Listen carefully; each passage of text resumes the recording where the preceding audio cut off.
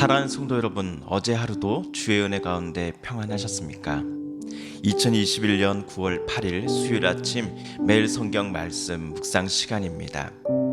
다 같이 사도신경으로 신앙 고백하며 오늘 말씀 묵상 시간 함께 시작하겠습니다.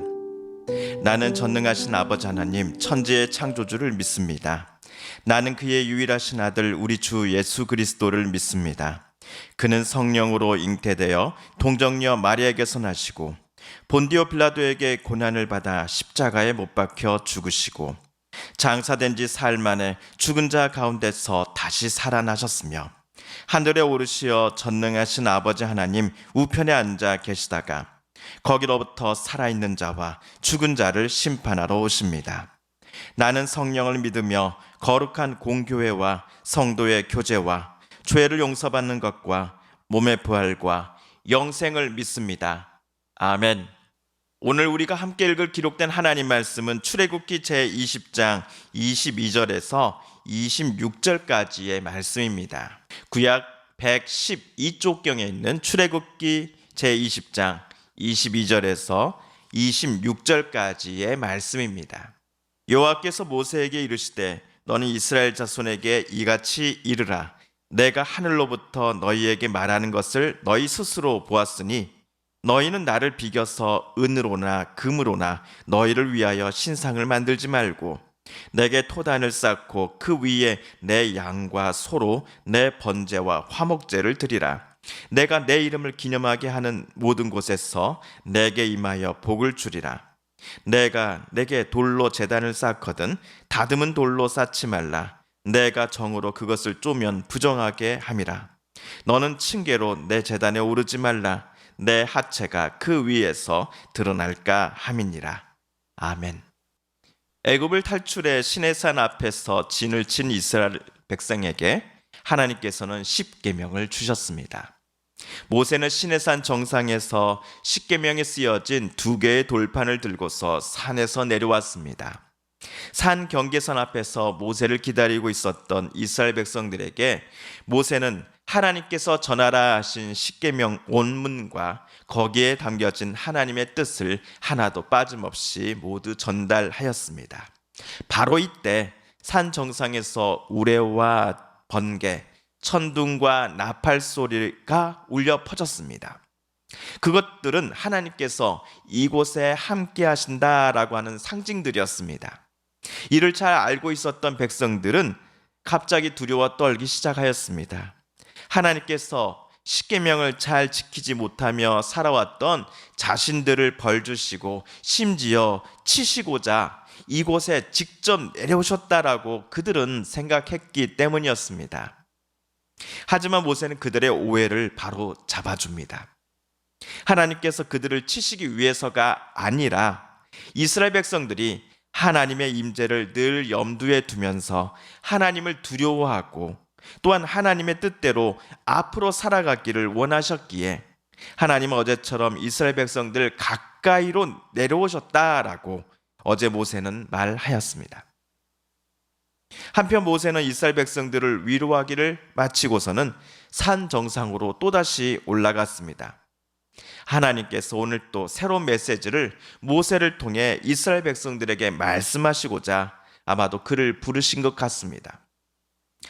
모세를 또다시 산 정상으로 부르신 하나님께서는 이스라엘 백성들이 절대로 만들어서는 안 되는 것과 만들어도 되는 것을 오늘 각각 지시하셨습니다.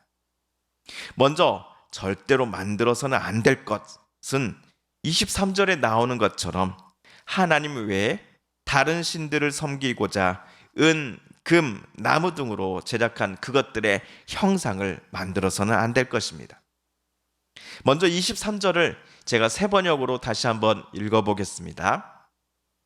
너희는 나 밖에 다른 신들을 섬기려고 은이나 금으로 신들의 상을 만들지 못한다.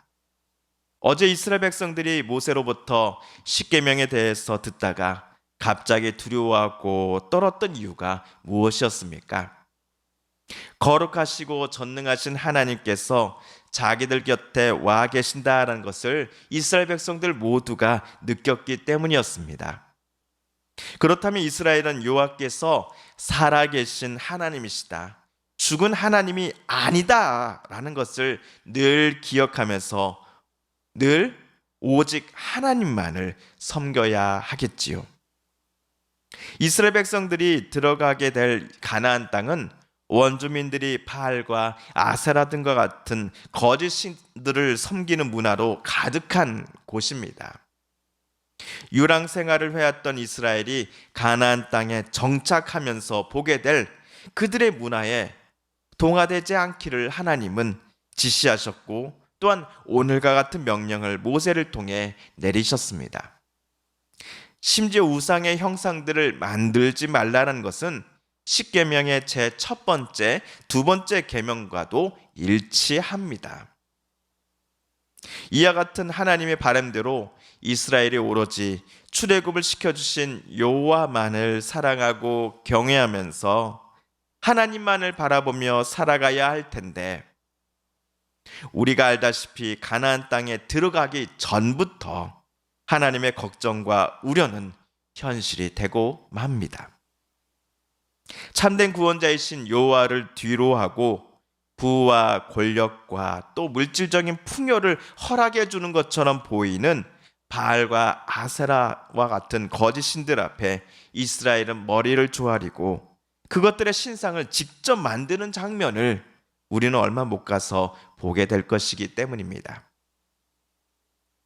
첫 번째 명령과는 달리 이스라엘이 만들어도 된다라고 하나님께서 허락하신 것은 제단이었습니다. 하나님께 제사를 드리려거든 흙으로 만든 제단을 쌓고서 그 위에 제물을 바치라라고 하나님은 모세를 통해 이스라엘에게 전달하셨습니다. 24절과 25절을 세 번역으로 제가 읽어보겠습니다. 나에게 제물을 바치려거든 너희는 흙으로 제단을 쌓고 그 위에다가 번제물과 화목제물로 너희의 양과 소를 바쳐라. 너희가 나의 이름을 기억하고 예배하도록 내가 정하여 준 곳이면 어디든지 내가 가서 너희에게 복을 주겠다. 너희가 나에게 제물 바칠 제단을 돌로 쌓고자 할 때에는 다듬은 돌을 써서는 안 된다. 너희가 돌에 정을 대면 그 돌이 부정을 타게 된다. 하나님께서 지정하여 주신 곳에 흙으로 된 제단을 쌓고 거기에서 번제물과 화목제물을 드리는 이들에게 하나님께서는 복을 주시겠다라고 약속하셨습니다. 그렇다면 제단을 꼭 흙으로만 만들어야만 하는 것일까요? 그것은 아닙니다. 돌로, 암석으로 쌓아 놓아도 됩니다. 하지만 제단을 위해 돌을 아니면 바위 등을 쌓아 놓고서 그것을 사람이 다듬어서는 안 된다라고 하나님 말씀하셨습니다. 석군이 망치로 돌을 다듬다라는 것은 돌의 멋들어진 모양이나 장식을 만들어내기 위해서일 것입니다. 이런 기교를 하나님께 제사를 드릴 때 사용할 제단용 암석에 행하는 것을 하나님은 엄격히 금지하셨습니다. 아마도 계단을 만들지 말라라는 이유도 같은 이유가 아닐까 싶습니다. 저는 생각해 보건대 왜 하나님께서 하나님께 드릴 이 제사용 제단을 만들 때 돌에다가 이 정지를 해서는 안 된다라고 말씀하셨을까? 그 이유를 한번 제 나름대로 두 가지를 한번 생각해 보았습니다. 첫째, 이스라엘은 지금 시내산에 완전히 정착한 것이 아니라 가나안 땅을 향해 계속 움직여야 하기 때문이다라고 전 생각해 보았습니다. 이동 중에 강도나 타민족 군사들의 습격을 받을 가능성이 꽤 높을 것입니다. 이런 상황에서 여유롭게 석군이 제단용 암석에 장식을 새기는 것을 하나님께서도 좋아하지 않으셨을 것 같습니다.